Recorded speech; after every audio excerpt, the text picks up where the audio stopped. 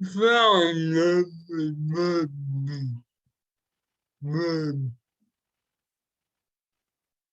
oh,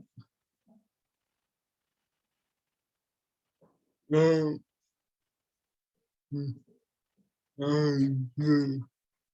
but yeah,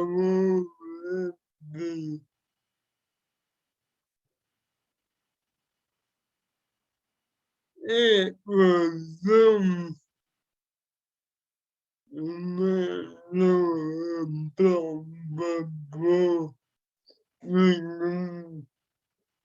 Reviews.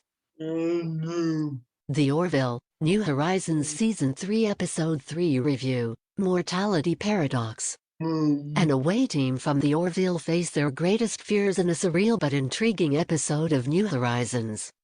This review of the Orville, New Horizons contains spoilers. The Orville, New Horizons Season 3 Episode 3. To many humans, a mystery is irresistible. It must be solved. Wise words from arguably the wisest of captains in modern television history, Jean-Luc Picard. A quotation that encapsulates not only human behavior, but one of the Roddenberry mottos that often serves as a driving force for these fictional travelers to explore strange new worlds. Next 360p 720p HD 1080p HD Auto 360p About Kinetics V166967 About Kinetics V166967 Off English.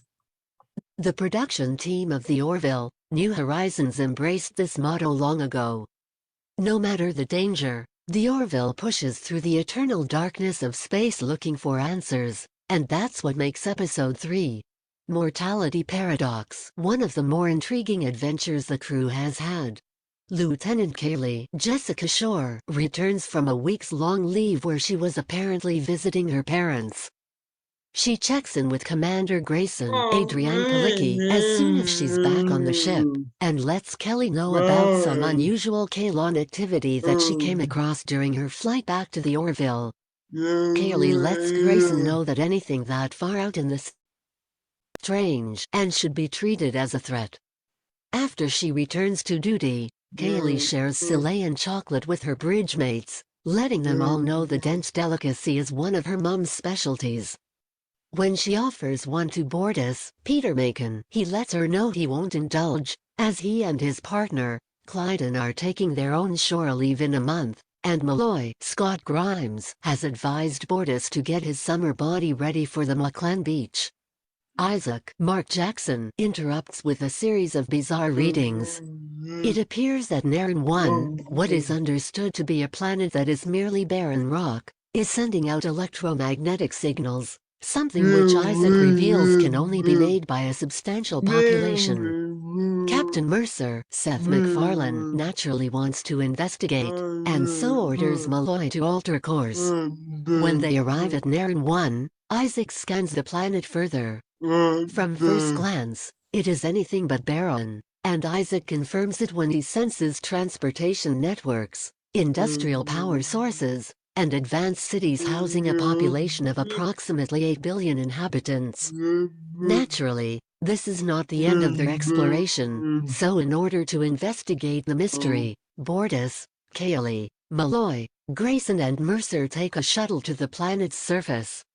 Even more peculiar, when they fly close enough to the surface to make visual contact, there is nothing but greenbelt as far as the eye can see. As they land, their scanners on the ground confirm that the forest goes on for thousands of kilometers. As the crew searches for answers through the dense evergreens, Grayson makes contact with Lamar, who currently has command of the Orville Con. He confirms what the away team sees, that the cities have vanished. All readings merely indicate vegetation on the entire planet. Bortus suddenly picks something up on his scanner indicating there are life forms ahead. As the team makes their way through a clearing toward the signs of life, there is only one thing that stands out among the forest, a cookie-cutter high school building. When the team makes their way into the building, they're suddenly trapped as the door locks behind them. Even Tala's Chilean strength can't budge the door, and weapons are useless. They've also lost contact with the Orville, and so have no choice but to wander the halls of the school looking for answers. When a school bell rings, typical human teenagers create more bustle and more confusion, and even though the crew can ask them questions, no one has a straight answer about where the Orville crew are. Isaac and Lamar attempt to break through to the crew below, but with no luck. Isaac indicates the shuttle is intact, but the crew is nowhere on his scans. Lamar decides a second landing party is best, so orders Isaac to take Dr. Finn, Penny Johnson Gerald with them in case there are injuries. Isaac argues the same fate might befall the second landing party, which sparks anger in Ensign Burke and Winters, who reminds Isaac that they are not Kalon, and should not be dismissed as merely lost commodities. It was a brief exchange between the two, but a nice reminder of the dynamic between Isaac and Burke Season 3 set up in the premiere. When Isaac and Dr. Finn arrive on the planet's surface, they see exactly what has been reported for years with Naren 1, that it is in fact desolate. There are no signs of life, and no signs of the first away team. Back at the high school, Tala and Bordis discover classes within this mirage of a school continue as if it were any other day. They try to break through classroom windows, but still to no avail. Separated from the rest of the away team, Malloy is suddenly ambushed by three 20-something looking teenagers who tackle him into a washroom, rough him up, and demand that Randall gets his money. Having no idea who Randall is, Malloy does his best to stall and ask for more time. Finally, Bordis and Kaylee make their way into the bathroom where Malloy suffered his beating, and help him up. When they reunite with Mercer and Grayson, Bordis informs the captain that Malloy's wounds are real. The away team realizes that even if this is a simulation or a hallucination, they can be hurt, possibly even killed. Get the best of Dan of Geek delivered right to your inbox. The away team's only lead is to confront the mysterious Randall at the end of the school day, as instructed by his middle-aged-looking teenage goons. Turns out, Randall is a massive alien troll, brandishing an axe. The crew's weapons are once again useless, and Malloy is grabbed. As he seemingly cannot escape death, Malloy's eyes gloss over noticeably, before Tala wounds the monster, and they escape. Malloy later describes the moment as his entire brain freezing, similar to an out-of-body experience. This begins a series of bizarre survival vignettes. Mercer faces his moment of foggy-eyed fear in a plane crash scenario. Bordis confronts the McLean morgue, full of the dead resting in floating pods. Grayson almost drowns due to a deep-water leviathan. All of these tense adventures connected in a nightmarish labyrinth of tests, doorways and bottomless staircases. The remainder of the episode is one bizarre mystery after another, and is absolutely packed with twists. The mystery absolutely drives the story from beginning to end, and much like Picard once said, it's irresistible. Some viewers might be slightly confused by the random nature of some of the scenes, the 90s-era CG troll that comes out of nowhere, or how 40-year-olds still get cast as teenagers, but ultimately it is a very enjoyable ride. That ride was very reminiscent of the classic science fiction adventures many of us grew up with. Each vignette felt like it had palpable tension and actual stakes, regardless of the fact audience members knew no crew member would actually die. Knowing the formula of episodic television should never take away from the fear, it should still have you on the edge of your seat, and ironically, mortality paradox. Following up an alleged horror episode last week seems like higher stakes with larger thrills. Co-executive producer and writer of this episode, Cherry Shiva Privatomrong, gave us one of the best balanced scripts the series has seen in quite a while. Executive producer Brannon Braga once told Den of Geek the writing team strive to mimic the success of his Star Trek, First Contact. He promised for the run of Season 3, they tried to mix thrills, humor, adventure and even a little horror. Shiva Privatomrong should also be praised for the bits of continuity she threw into the story as well. The moment we revisit Ensign Burke's tension with Isaac was a nice touch, as was the callback to Season 1 single quote S mad idolatry, which was the driving force for this episode. More importantly, and unlike the previous 2 episodes this season, Mortality Paradox gives several cast members a chance to shine. In the first 2 episodes of the 3rd season, we've only had Dr. Finn's stories to chew on, and both have been fairly heavy. This episode gave us a chance to get Malloy's trademark sarcasm, learn a little more about Ma clan culture, see various alien creatures of varied computer-generated success, but most importantly, just have fun. Written by Michael Wynne Johnson Atriel Shule, teacher and entertainment journalist based out of Toronto. Michael can talk forever about film, television and animation, and how often Toronto sports teams have made him. Read more from Michael Wynne Johnson.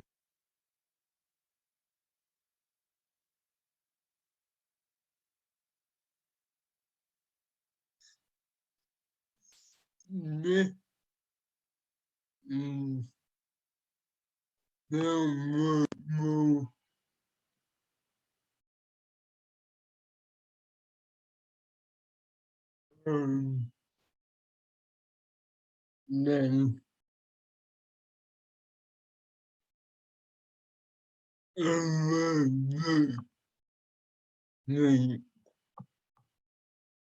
oh, um,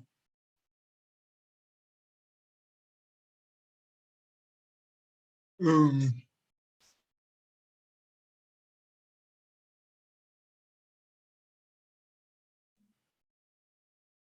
uh, me,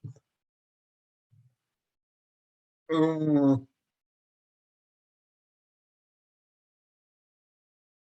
and God, oh,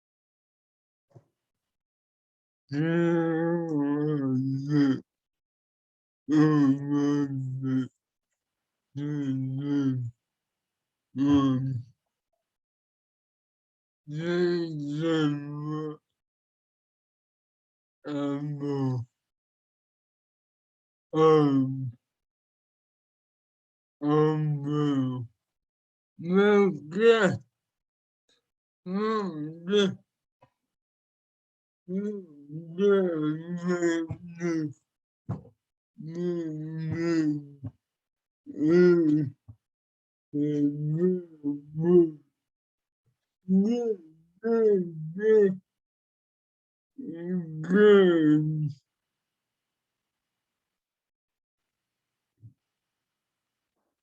good, good,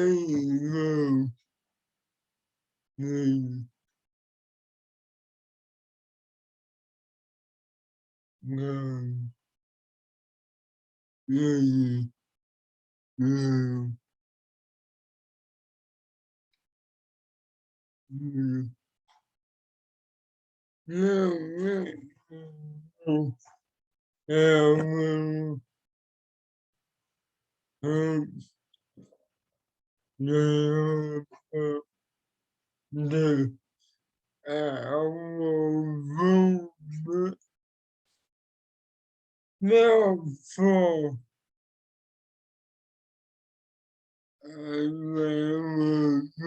don't make everything go. Make very garbage. We go to the robot. So we want to the means that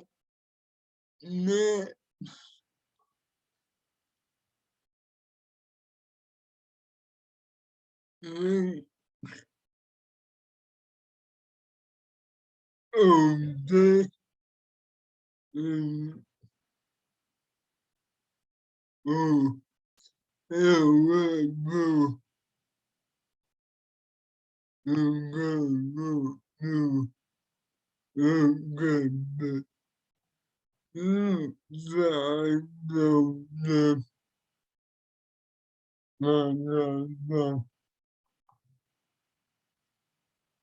no, no,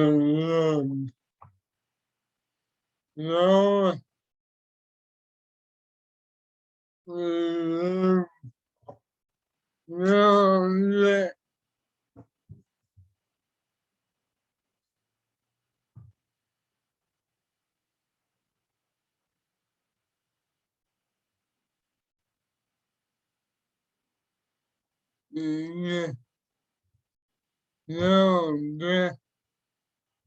no, no, but go and no,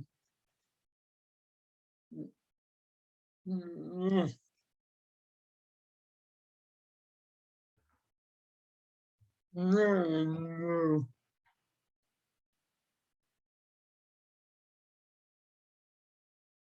oh no, and man, no, go,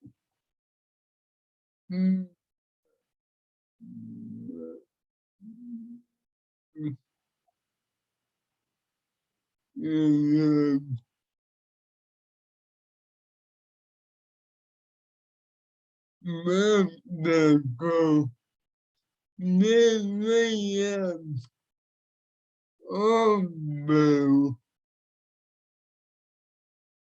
no, no, we, we,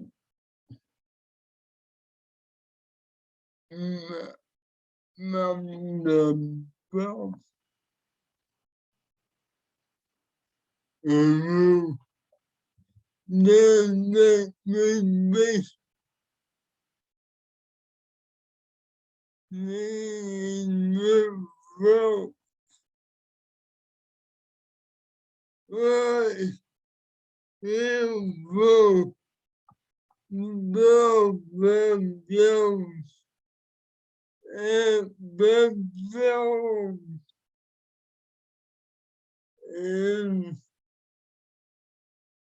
yeah,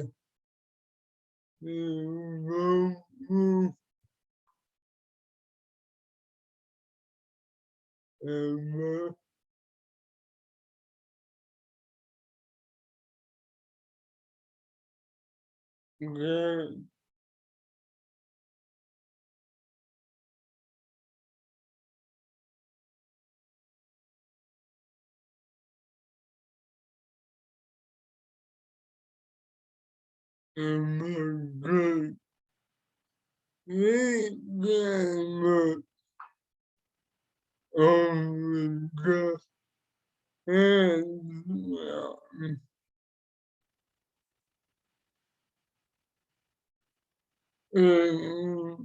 book the